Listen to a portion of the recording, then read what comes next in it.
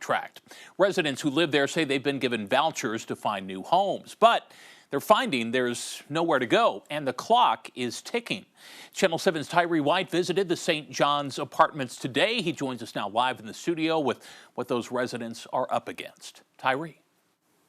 Chris, it's simple. People at St. John's say they have to find somewhere else to live by January, and every day that passes, they lose hope on making that happen. Not much has changed from when we last stepped foot at St. John's Apartments in Pine Bluff. Their Section 8 contract is still gone, residents say conditions are still bad, and the clock on finding somewhere else to go never stopped ticking. We need stuff to be done and done now. You know, quick, fast, and in a hurry. People's lives and livelihoods are at stake.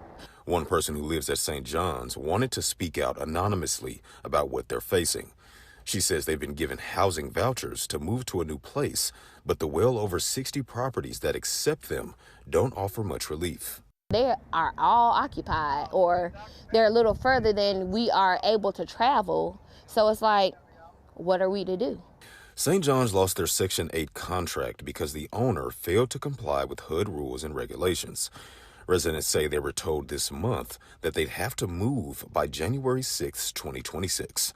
But as the date gets closer, more and more residents wonder what they're going to do. We're not able to reach out to any managements. They're not answering. They don't want to talk to us. So at this point, it's just overwhelming. My grandmother is 80. Tamira Morris is speaking on behalf of her grandmother, who lives at St. John's. She don't even want to celebrate Thanksgiving. Morris says her grandmother's being forced out of the home she's known for years, with only sketchy housing options to choose from. Went through every property on their list. Haven't gotten out one answer. For the few places that I say, okay, this may be okay. St. John's HUD safety inspection score as of 2023 was 61C. HUD considers any score 60 and below failing. Morris knows St. John's isn't in the best shape, but says if her grandmother has to move, it needs to be somewhere better than where she is now. We want to find her somewhere comfortable.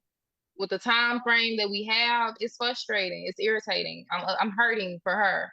I gotta work, I gotta help my kids with homework, I gotta pack up my apartment all while trying to find somewhere else to stay. It's a lot. It's very overwhelming.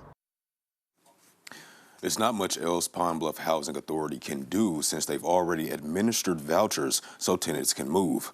But residents say deposits and moving fees for other places still make it hard to leave. On your side, I'm Tyree White. Okay, Tyree, thanks very much. Now, we have reached out to HUD and requested inspection scores and compliance reports to find out more about how the apartments got to this point. HUD says it will take up to 30 days to produce those documents. We'll update you on what we find out.